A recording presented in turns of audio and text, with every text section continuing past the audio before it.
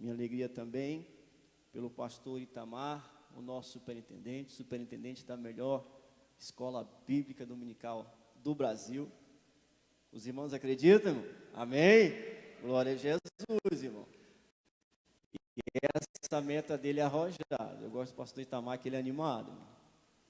Coisa boa é você estar sendo liderado por quem é animado.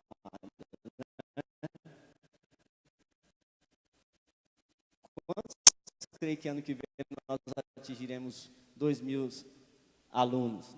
2.000 para a glória do nome do Senhor. Amém? Vamos trabalhar forte. E nós veremos o que Deus é poderoso para fazer. Queridos irmãos, hoje nós temos uma lição que é o cerne da Igreja Assembleia de Deus. Uma de suas doutrinas principais, pela qual vai distinguir dentre outras igrejas ou outras denominações. Hoje, a lição traz, subordinada ao tema, a necessidade do batismo com o Espírito Santo. Nós entendemos que todo crente se priva de participar do banquete celestial quando ele não busca para si o batismo com o Espírito Santo. É como o irmão do filho pródigo, está na casa do pai, arrodeado de farturas, de coisas boas, porém nunca teve a oportunidade de buscar ou deleitar, ou aproveitar. E quando chega alguém de fora que recebe e faz uma festa para ele, e mata o boi cevado, ele fica revoltado, não é? Eu estou aqui há tanto tempo, nunca mataste um boi cevado, nunca matou um cordeirinho. E aí a resposta do pai é tão importante para os nossos corações. Meu filho, você está aqui há muito tempo.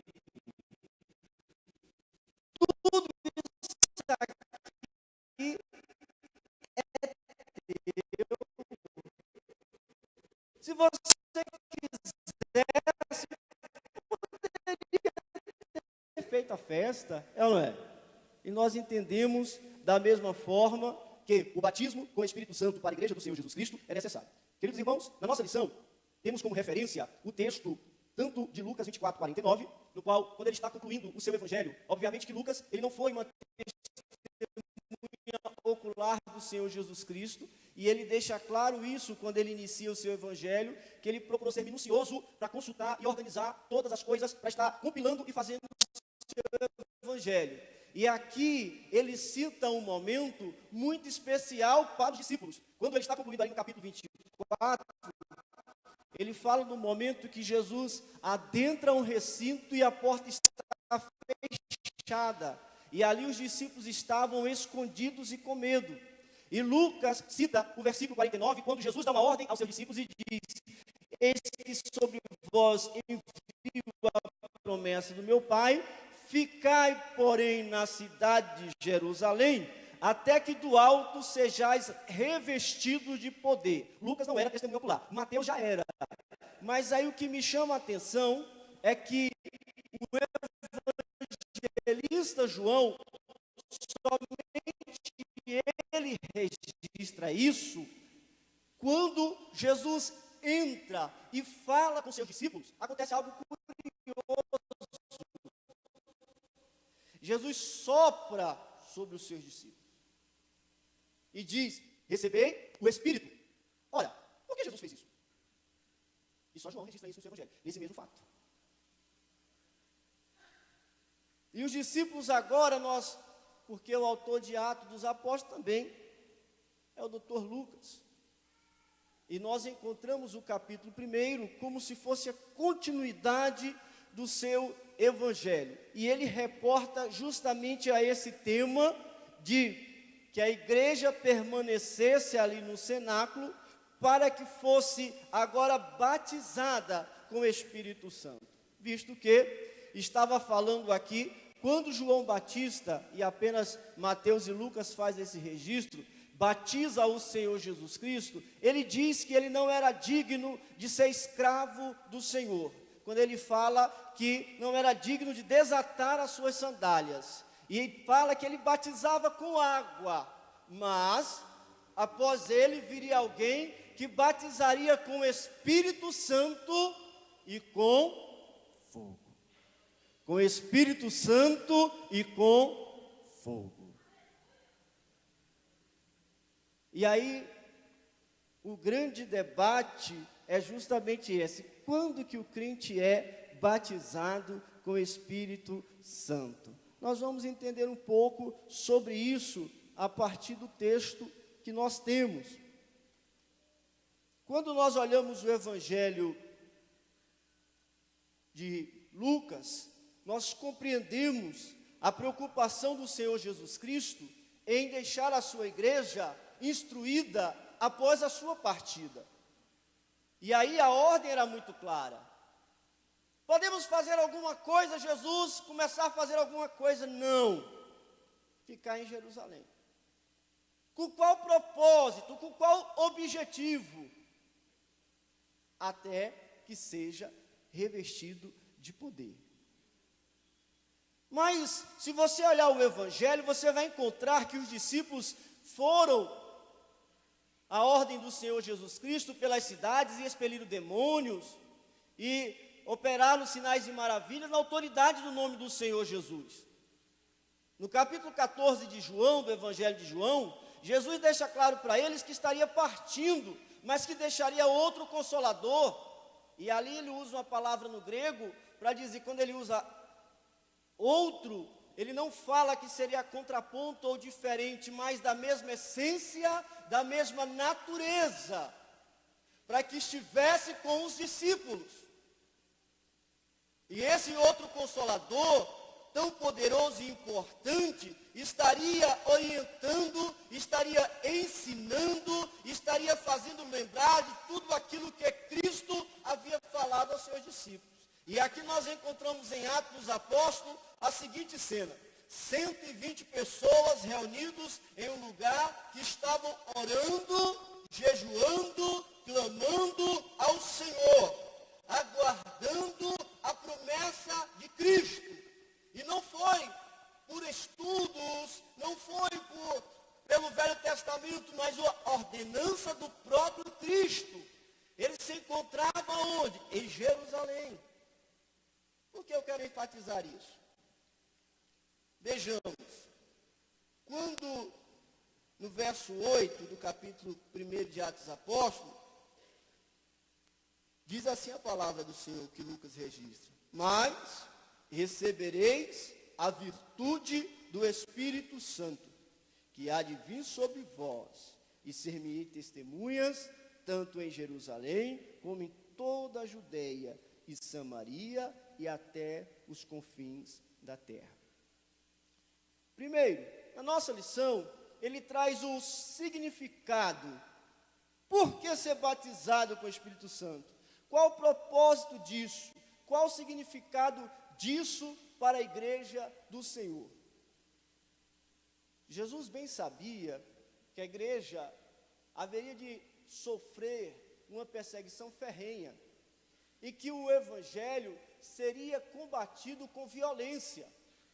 Isso é um fato. O evangelho seria combatido com violência. E a violência não se daria somente no âmbito social, mas no âmbito espiritual. É por isso que Paulo depois vai escrever a respeito da batalha espiritual e orientar os crentes a se revestir de toda a armadura de Deus. Mas os discípulos estavam agora sem Jesus. E como está preparado para a obra? Afinal de contas, eram 11 homens que pelo texto estavam trancados no cenário. Olha que espetacular.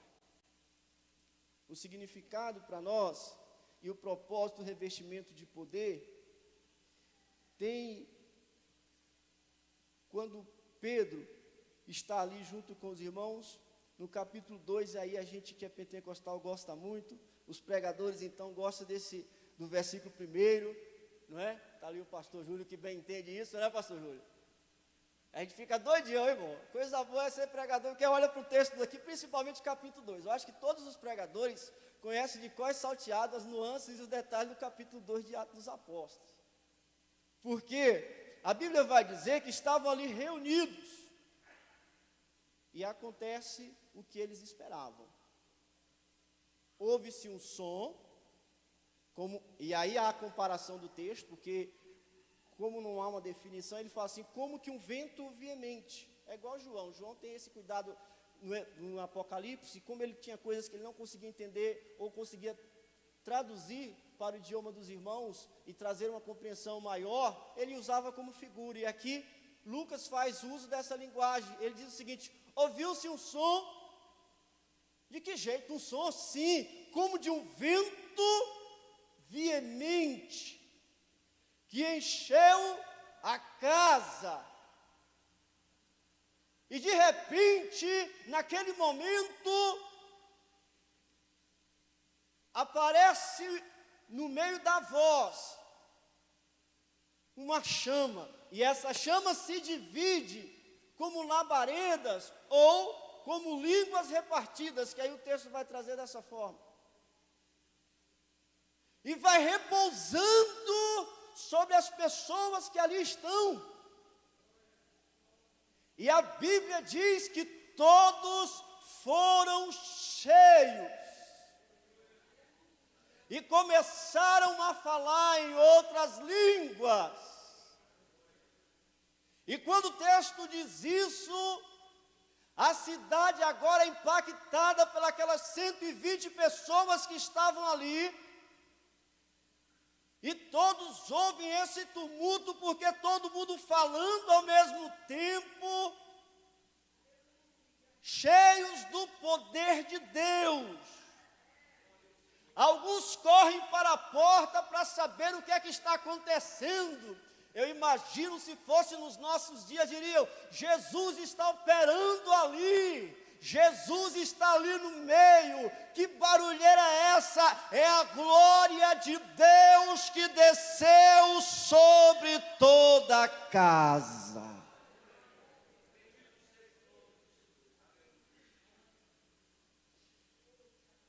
E aí o significado.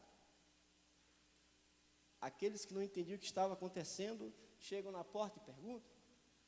Esses homens estão embriagados, estão bêbados a esta hora, a hora do vinho, às 9 horas da manhã.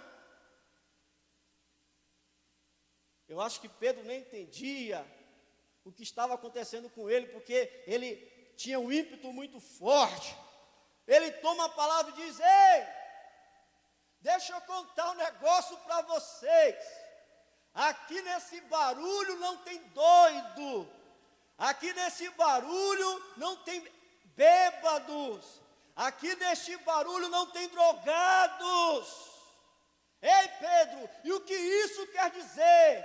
Isto aqui é o que foi profetizado por Joel. Deus haveria de derramar o seu Espírito sobre toda a carne. O batismo com o Espírito Santo, meus irmãos, se vocês parar para atentar para essa palavra de Pedro, ele rompe ali com a cultura, porque quando ele diz sobre toda a carne, e aqui eu quero reportar aos irmãos que o Espírito Santo, quando você ouve a primeira citação lá no livro de Gênesis, a Bíblia diz que a terra era sem forma e vazia, e que o Espírito de Deus pairava sobre a face das águas. Essa palavra pairar, em algumas conotações, é como incubar, é como gerar. E quando não tinha nada nesta terra, apenas o projeto de Deus para com a nossa vida, Deus já havia se preocupado em enviar o seu Santo Espírito para gestacionar a criação, de modo que quando Deus trouxesse à luz, aquilo que não existe, já tinha a marca de Deus, o Espírito de Deus. E ele é manifestado no Velho Testamento de maneira singular, e uma das partes tão distintas da manifestação do Espírito Santo de Deus, irmãos, porque a gente sempre vê o Espírito de Deus como agente de interlocutor de Deus, não é? Capacitando o homem para profetizar, para falar, para ter visões, mas tem 2 homens do Velho Testamento que muito me chamam a atenção. eles foram revestidos, e aí a Bíblia diz que eles foram cheios do Espírito de Deus, mas para artes e obras. Eles ficaram responsáveis pela construção do tabernáculo e os detalhes do tabernáculo. É engraçado, né? A gente pensa no Espírito Santo quando a gente tem uma visão, acha o seguinte: é profetizar, é revelar. Esses dois homens não. Parece que Deus falou: não, tirei do contexto, né? Não, irmãos, é só para nós entendermos que o Espírito Santo de Deus, ele tem uma ação plena. Ele age em qualquer momento e da maneira que Deus quer e da maneira que o Espírito quer.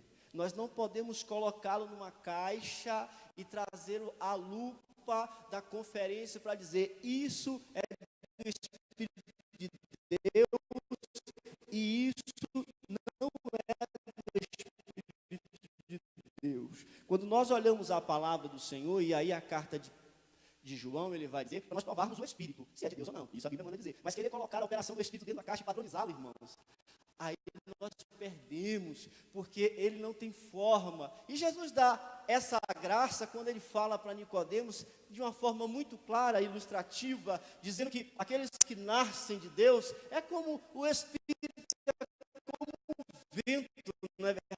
Você não consegue controlá-lo, você não dá para, que direção ele vai, que direção ele vem. Não, você não tem controle sobre ele. E aqui quando Pedro usa esse texto reportando a Joel, ele está dizendo: o Espírito Santo de Deus descia sobre os reis, descia sobre os sacerdotes, descia sobre os profetas, mas agora nos nossos dias, Deus derramou do seu Espírito sobre toda a carne, indistintamente. De modo, meus irmãos, que aí ele vai usar um pouco mais a profecia de Joel para explicar o significado daquilo, e ele vai dizer que no original a palavra é meus servos e minhas servas. Ali, servos ali, irmãos, é eufemismo do português, viu? Porque na verdade os meus escravos e as minhas escravas. Por que isso? Em momento algum, irmãos, um prosélito poderia profetizar no cenáculo. Era um choque que eles estavam ouvindo da parte de Deus. Quando Pedro fala Deus derramaria sobre toda a carne, e depois especifica que velho receberia, o que criança receberia, o que moça profetizaria. E aí ele chega nos escravos e diz: até os escravos irão profetizar. Ele estava dizendo: para Deus não tem distinção de classe social, para Deus não tem distinção de sexo, para Deus não tem distinção de idade. Ele, quando quer usar o homem, ele derrama do seu Espírito sobre este homem e faz transbordar, e usa como instrumento para a glória do seu santo nome. Assim o Senhor faz. Mas caminhemos um pouco mais. Daí porque Pedro fala sobre este significado, e ele explica isso para os ouvintes que queriam entender. Agora, entendamos um pouco mais a diversidade do Espírito Santo de Deus. Champlin, ele diz a respeito, ele diz o seguinte sobre a descida do Espírito: o dom pentecostal é o mais rico dom de Deus. Isso por causa das seguintes razões. Primeira razão, a sua origem. Como foi conquistado? Os méritos de Cristo, sua humilhação e exaltação. Sua própria natureza, que é a segunda razão, a união do Espírito de Deus com o Espírito do homem. E a terceira razão, sua influência e resultado, uma nova criação do coração e do mundo. Deus seja sempre louvado. No tópico 1.2 da nossa lição traz a diversidade da operação do Espírito Santo de Deus.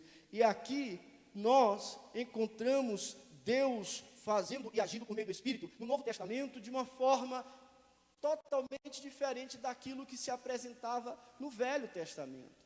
Quando você ler o texto do Evangelho de Lucas e diz que Jesus, no capítulo 3, ele foi batizado por João, e quando ele sai das águas, o Espírito desce sobre ele de uma forma corpórea de pomba. Aí no capítulo 4 do Evangelho verso 1 diz que o Espírito encheu Jesus. Olha que legal. E o transportou para o deserto. Aí Jesus passa 40 dias jejuando e orando. Depois a Bíblia fala que ele novamente é trazido pelo Espírito. Irmãos, aí eu pergunto, Jesus precisava ser cheio do Espírito? Sim ou não? E por que o texto traz esse registro?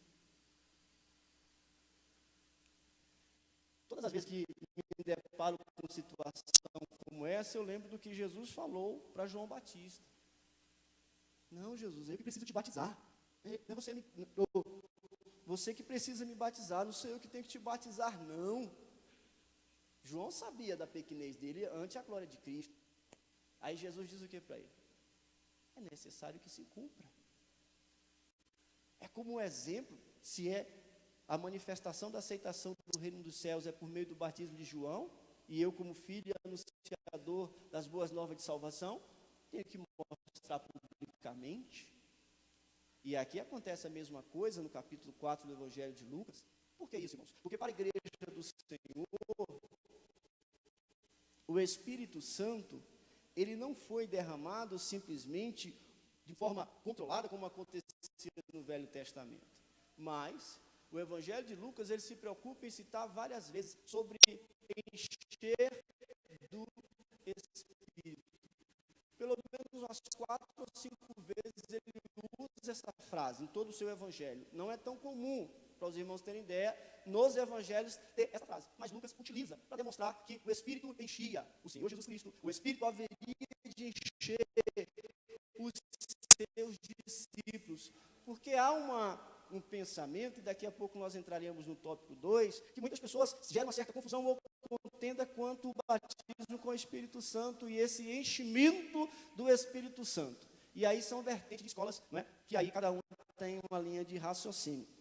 Mas eu gostaria de pensar com os irmãos, qual o propósito de Deus em batizar? Qual é a vontade de Deus em batizar o seu povo? Quando nós olhamos para o Espírito Santo, e aí, à luz do Evangelho de João, ele tem um papel fundamental com o homem. Qual é? Primeiro, convencer o homem do pecado, da justiça e do juízo. Mas no capítulo 14 do Evangelho de João, ele já tem um outro propósito, que é capacitar os discípulos do Senhor Jesus Cristo, de tal forma que trouxesse à memória dos discípulos os ensinos do Senhor. Mas aqui nós entendemos o propósito do batismo com o Espírito Santo de que maneira? Primeiro, vamos para o texto de Atos dos Apóstolos. Verso 8 diz assim: mas recebereis a virtude do Espírito Santo. Vocês não sabem que essa palavra virtude aqui, nesse texto, é dunamis do grego, que denota literalmente capacidade, ou ação em fazer alguma coisa ou algo. A forma que ela está empregada aqui traz essa conotação. Uma vez que algumas palavras traduzidas por virtude, muitas vezes é arate, que quer dizer excelência do grego. Mas aqui usa esta palavra que está associada diretamente à ação, à capacidade. E quando nós procuramos entender por que precisa ser revestidos do poder e batizados com o Espírito Santo, o primeiro propósito do Senhor é capacitar, revestir a igreja de poder, para que ela possa ter autoridade para fazer a obra do Senhor, testemunhar com ousadia a respeito das boas novas de salvação. Os irmãos acham, não, pastor, isso a gente já sabe qual é salteado, mas tem muitas pessoas que não creem assim. Tem muitas pessoas que não acreditam assim. Pastor, tem pessoas que não acreditam que Deus faz milagre. Tem pessoas que não acreditam que Deus batiza. E aí eu não estou falando de pessoas incrédulas, estou falando de segmentos que tem certa dificuldade, porque quando ele olha o capítulo 2 de Atos dos Apóstolos, aí chamam de sensacionistas, porque acham que a manifestação, o querigma, encerrou no período apostólico. Nós somos continuistas, porque acreditamos que começou lá e está até os nossos dias. Daí a igreja é chamada de pentecostal. Por que pentecostal? O que é que tem associação? A palavra pentecostal aqui, irmãos, é porque estava no dia de Pentecostes. Em Israel, no ano, tinham 3 grandes festas. A primeira festa era da Páscoa, e aí quando encerrava a Páscoa, no período da festa da Páscoa, tinha a plantação de moço e colhia.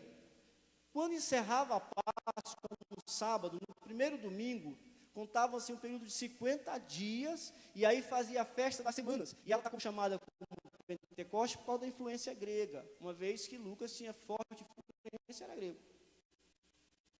E aí usa o termo Pentecostes, que é um período de 50 dias. O que acontecia na festa de Pentecostes? A festa de Pentecostes serviria para comemorar o encerramento da Páscoa, servia para comemorar a libertação, servia para celebrar os primeiros frutos.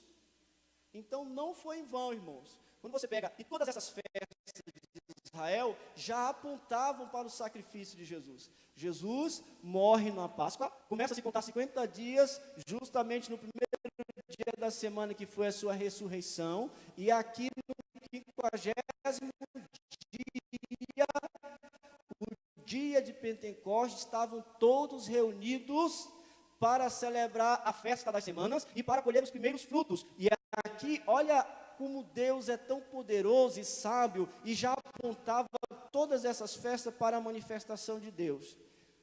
Todos reunidos naquele exato momento. Paulo, quando ele fala sobre a manifestação de Deus, ele vai falar sobre a plenitude do estado perfeito. Deus sempre age no momento certo, nunca fora do tempo, nunca atrasado ou adiantado. E aqui também dessa mesma forma, ele precisava manifestar o seu poder, batizar a sua igreja, e aí alguns acreditam que a inauguração da igreja, não é? Tem uns que reportam a inauguração da igreja a partir do momento ali do capítulo 2 do Evangelho de João, que é quando os primeiros discípulos de João Batista seguem ao Senhor Jesus Cristo, mas em via de regra todo mundo acredita que a igreja foi fundada nesse momento, iniciou-se neste momento, que o Espírito Santo de Deus desceu sobre toda a casa e encheu os discípulos, e ali Pedro faz a colheita dos primeiros frutos. Irmãos, estavam 120 pessoas. Imagine uma congregação, vamos colocar muito simples, uma congregação onde tem 120 irmãos reunidos. De repente está todo mundo orando. Aí o barulho da igreja é tamanho que chama a atenção de todo o bairro. Aí levanta no meio da congregação o pregador e faz um sermão tão impactante que 3.000 almas pelo menos aceitam a Jesus. Imagina a estrutura da igreja. Eram 120 irmãos. E aí, nós não temos nem lugar para colocar essa turma. Como é que vamos fazer?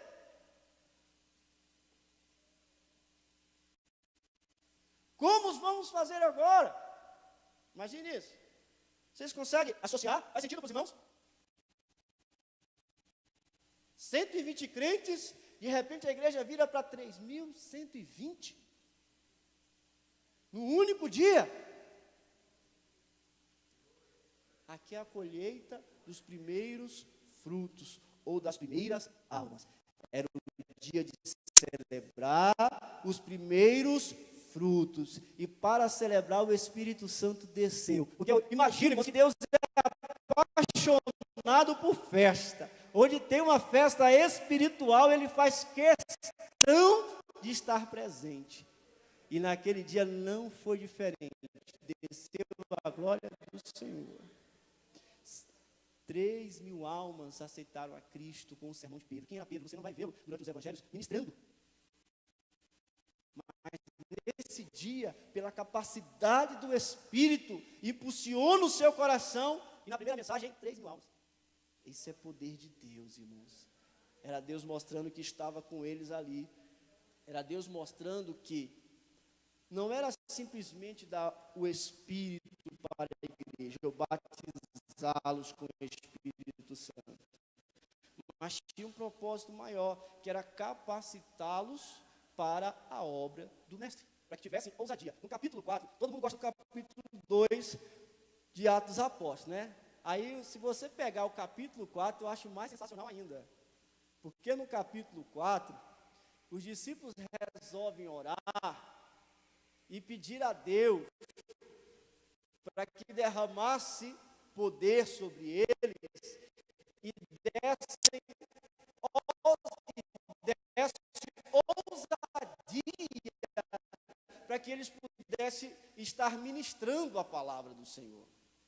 Aí você sabe o que acontece no capítulo 4 de Atos? Lucas registra dizendo que, e tendo orado, tremeu o templo. Oh, maravilha, pregador pentecostal é uma bênção. Esse é um dos melhores textos que você encontra. A igreja tinha um poder, tamanho e virtude, intimidade com Deus, que eles oraram e Deus fez tremer. É muita virtude, é muita autoridade.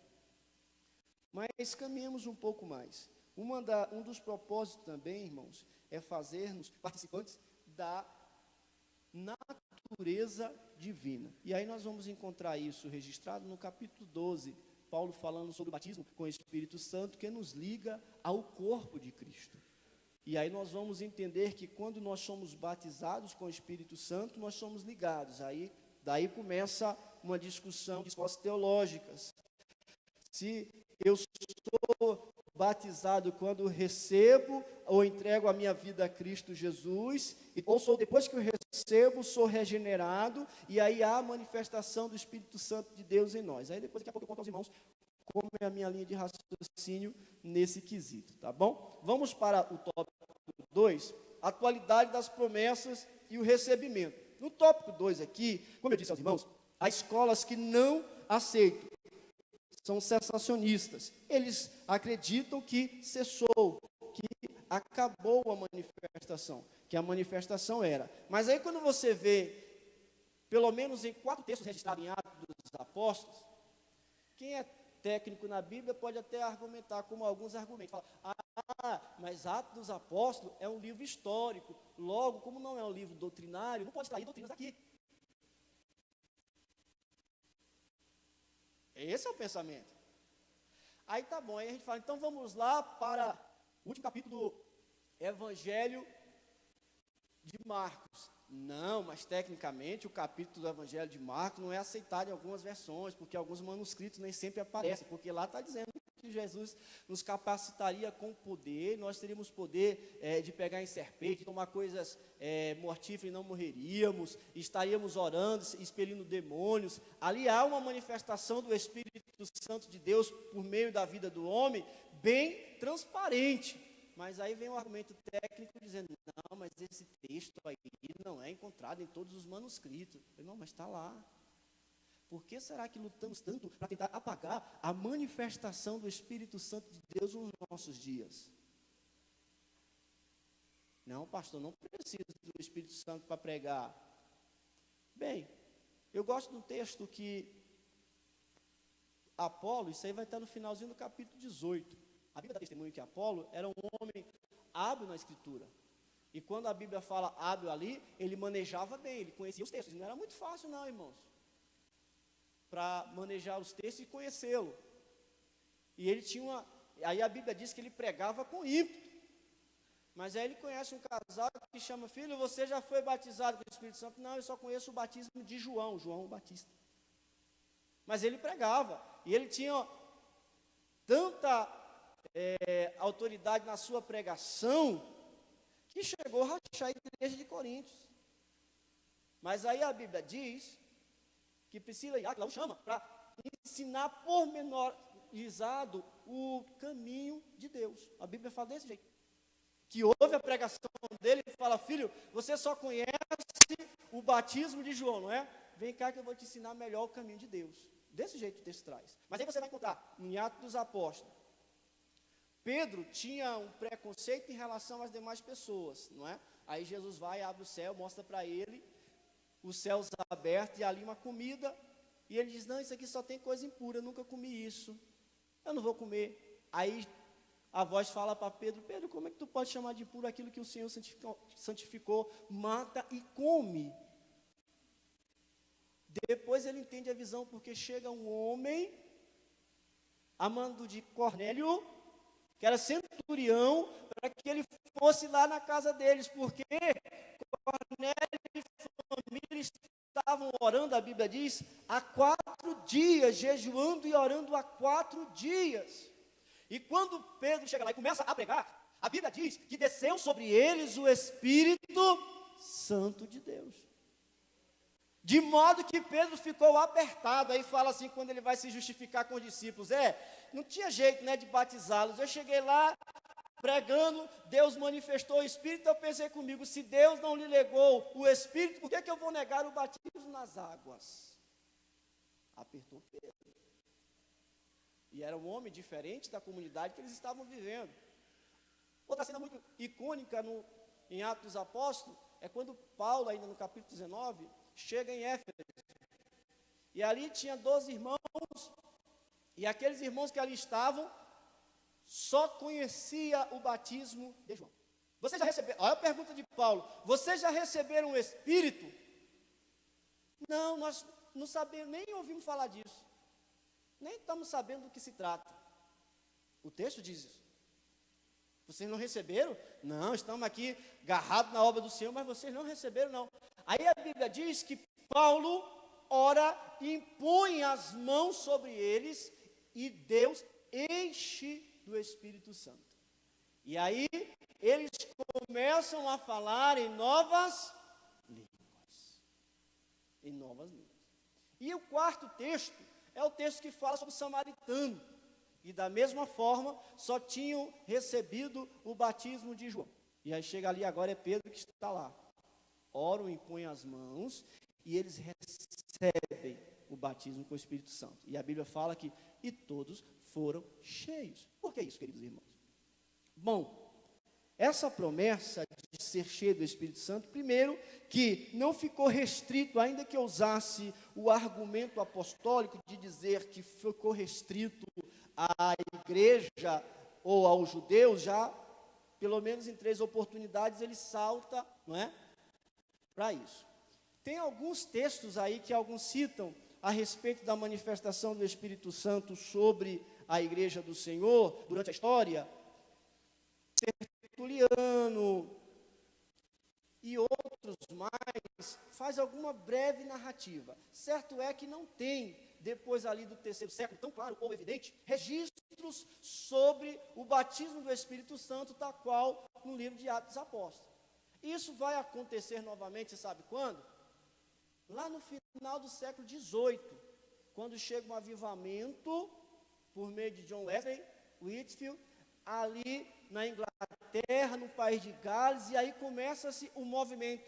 A partir daí, no finalzinho do século XVIII, chega nos Estados Unidos, um pastor, Parham, que é o sobrenome dele, ele monta uma escola, e nessa escola, eles estudando a Bíblia, encontra esses textos e diz, opa, essa promessa aqui são para os nossos dias também. Por que não? Vamos começar a orar, interceder a Deus e pedir o Espírito Santo para ser batizado com o Espírito Santo. E aí eles começam a orar. Depois eles mudam a escola e vai para Houston. E lá em Houston, quem vai congregar com ele? Um irmão chamado William Joseph. Quem é esse irmão? Talvez muitas pessoas não saibam. Ele é o pioneiro, a igreja dele é o pioneiro do pentecostalismo moderno. William Joseph Seymour. Montam a igreja, começam a orar pedindo o batismo do Espírito Santo. Dia 1º de janeiro de 1901, uma mulher é batizada com o Espírito Santo. Depois outras pessoas mais são batizadas. E esse William Joseph Seymour é justamente de onde surge o movimento pentecostal, que abriu a Assembleia de Deus, Congregação Cristã, outras denominações do Brasil para Cristo, enfim, que vieram desse movimento da famosa Rua Azusa nos Estados Unidos. Lá surge o movimento do batismo com o Espírito Santo ou do pentecostalismo, e isso vai chegar até os nossos dias, porque aí sai da Suécia, vocês já conhecem a história dos nossos fundadores, batistas, vão para lá, recebe o batismo com o Espírito Santo e vem para o Brasil, e aqui começa a Assembleia de Deus. Para os irmãos terem uma ideia, eu até tinha pegado só a título de estatística, 67,9 milhões de assembleanos esparramados no mundo. É a maior congregação pentecostal do mundo. E aí perguntamos, como que o Espírito Santo chegou nos nossos dias? Se você pegar alguns livros antigos e começar a ler os relatos, as coisas que aconteciam naquelas reuniões, você vai ficar espantado da glória do Senhor e como o Espírito operava no meio da igreja. Aí os irmãos perguntam, pastor, mas hoje o Espírito não está no nosso meio? Continua em nosso meio.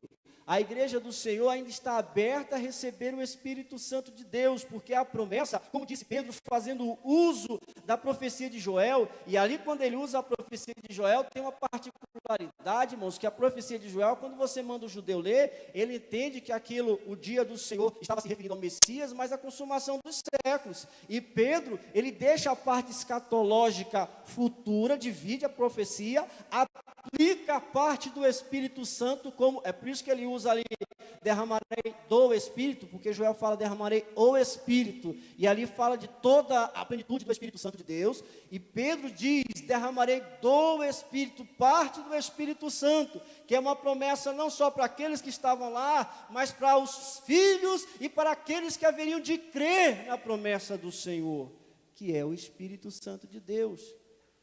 E aí pergunta-se, quando que o crente é batizado? Ora, nós entendemos da seguinte forma, quando a pessoa aceita Jesus, ele nasce, ele é regenerado pelo Espírito Santo de Deus, não mais opera nele o Espírito do mundo, mas o Espírito Santo de Deus. Agora, e o revestimento de poder, e o enchimento de poder? Aí é um segundo momento, que ele precisa buscar. Foi isso que aconteceu com os discípulos. Jesus ressuscita, entra ali, sopra o Espírito sobre ele, depois dá ordem para que eles fossem e buscassem do alto virtude ou poder do alto, para assim ser batizado com o Espírito Santo. E, no nosso entender, e isso é na Assembleia de Deus, a evidência do batismo com o Espírito Santo está associado ao falar em línguas estranhas.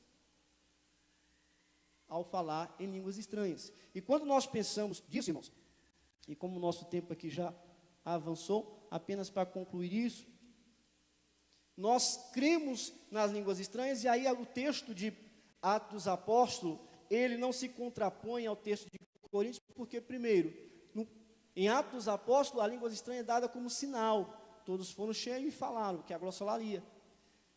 No capítulo 12 de Coríntios, Paulo está falando das línguas como os dons espirituais.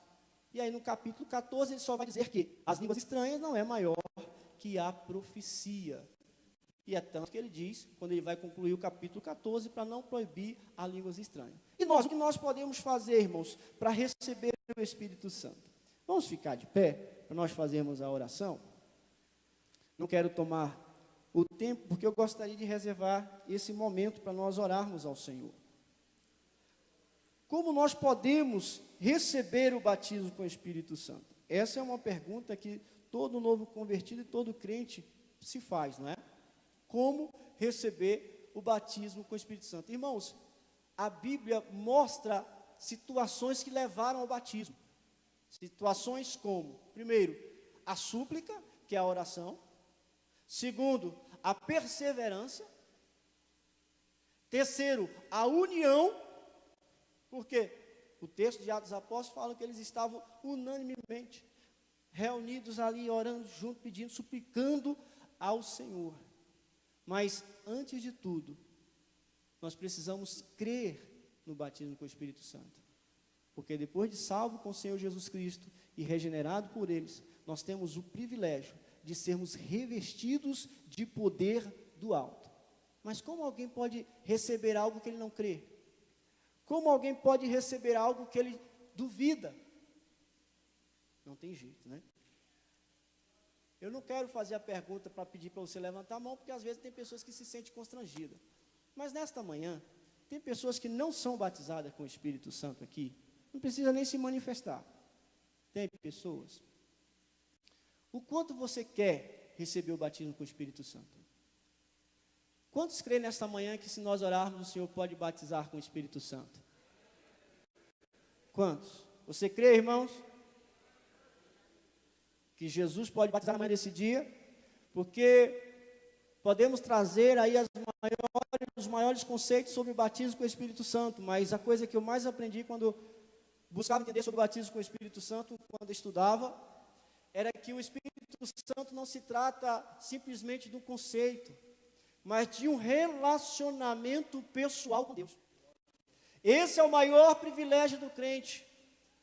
É você não só compreender o que é o batismo com o Espírito Santo, mas também tê-lo, vivenciá-lo, experimentá-lo, ser cheio do poder de Deus. A igreja do Senhor Jesus Cristo, ela é capacitada pelo poder de Deus. E nesta manhã nós vamos fazer essa oração. Nós vamos pedir a Deus que visite vidas que não falavam mais em línguas estranhas nesta manhã. Vidas que precisam ser renovadas. Quando você olha o texto, não dá para discorrer tudo, você vai ver que não é só um enchimento, mas tem que ser algo contínuo. Todos os dias eu tenho uma presença de Deus em mim. Todos os dias eu tenho o Espírito Santo de Deus falando comigo. Todos os dias eu tenho a glória do Senhor na minha vida. É por isso que, pelo menos os discípulos que receberam no capítulo 2, no capítulo 4, foram cheios de novo. E eu acredito piamente nesta manhã, que Deus é poderoso para encher este lugar. Levante sua mão comigo nesta manhã. Você vai começar a orar ao Senhor agora, nesse momento. E nessa tua oração você vai pedir: Senhor, se é verdade aquilo que foi ministrado na escola dominical, se o teu Espírito de fato ainda batiza nos nossos dias com a tua glória e com o teu poder, visita o meu coração. Irmãos, eu quero orar com você nesta manhã, irmãos, para que Deus possa encher a igreja do Senhor, para que Deus possa renovar a igreja do Senhor, para que estejamos preparados para trabalhar para Deus e com autoridade anunciarmos a salvação bendita do Senhor Jesus Cristo. Aí depende da minha vida, depende da tua vida na presença do Senhor. Quando a igreja perde o Espírito Santo de Deus, é como um relógio sem ponteiro. Quando a igreja perde o Espírito Santo de Deus, é como uma flor que não tem aroma. Mas nesta manhã você está no lugar certo, você veio no lugar certo, que está reunido para buscar a presença de Deus. Você veio nesta manhã no lugar certo para ser cheio da glória, do poder e da unção de Deus. Eu sei que você deseja no seu coração a glória do Senhor, e eu quero te convidar nesta manhã a mergulhar no Espírito Santo de Deus, a deixar Deus encher a tua vida, a invadir o teu ser e teus lábios abrirem e profetizarem com línguas de fogo, e a glória do Senhor encher a casa, a glória do Senhor encher o templo, a glória do Senhor. Rema cantará basura managaxerandakai, urecala basura menegaxuvara baséria, o cantoraba cantará basai.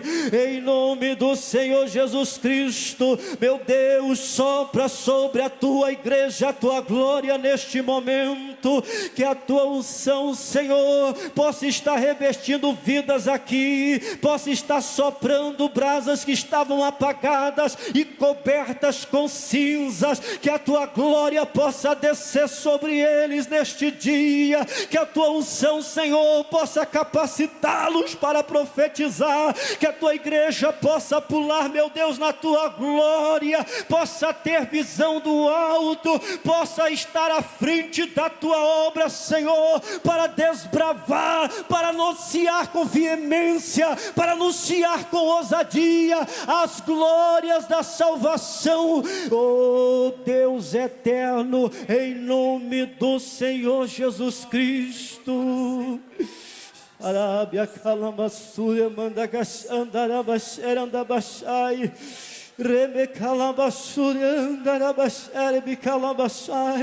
Adore o nome do Senhor na manhã deste dia. Abra os teus lábios e glorifique a Deus, e deixa o Espírito Santo tocar o teu coração nesse dia, porque é uma promessa para os nossos dias. É um privilégio de todo crente, é ser cheio, é ser cheio, é ser cheio da presença do Senhor, é ser cheio da glória de Deus.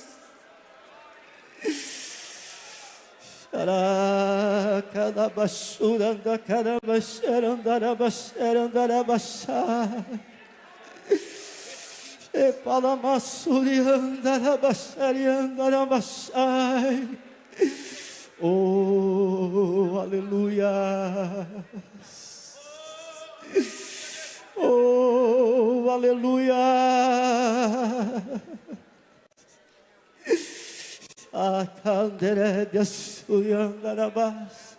Você pode glorificar o Senhor na manhã desse dia. Você pode exaltar a Deus na manhã desse dia. Oh Deus, que Deus em Cristo Jesus nos abençoe, em nome do Senhor Jesus, amém. Glória a Deus. Deus abençoe, pastor Maxwell. A igreja pode sentar. Glória a Deus. Irmãos, esses dias atrás nós demos uma oportunidade aqui chamada Momento do Calouro na igreja, que é a pessoa que nunca